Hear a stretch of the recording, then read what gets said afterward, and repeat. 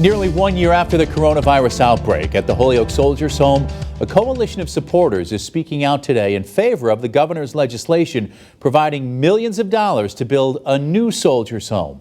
Western Mass News reporter Jordan Jagalinzer listening in to the virtual hearing that took place, and she joins us now live with more on that. Jordan?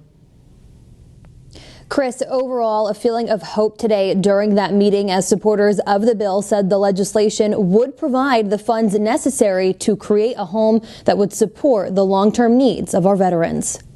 The administration has taken rapid action to plan for the construction of a new facility.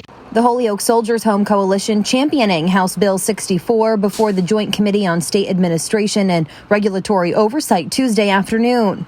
What I would ask is that we continue to move forward on this Soldiers Home. One of those champions, Senator John Velas, pointing out the growing needs of veterans with PTSD as well as amputees. There's likely going to be an increased need for medical needs and far more complex challenges.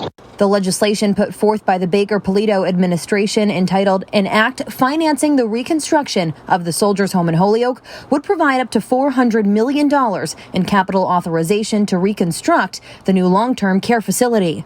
That is one that's designed for more privacy and strong infection control measures, giving a majority of veterans in care private rooms and dedicated space for an adult day health program for socialization. That's why the $400 million bond authorization is needed as soon as possible and no later than April 1st. Approval of the financing plan is needed so the state can submit a VA reconstruction grant application to have 65% of those funds reimbursed.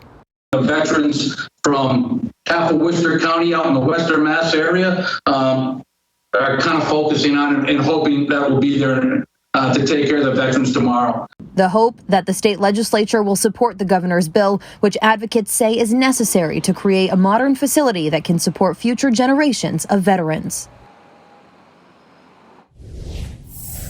Supporters also rallying today at the steps of the State House in Boston. Now, the deadline to apply for that VA construction grant program is coming up in less than a month, due on April 15th. Reporting live for Western Mass News, I'm Jordan Jagalinzer. Chris, back to you. All right.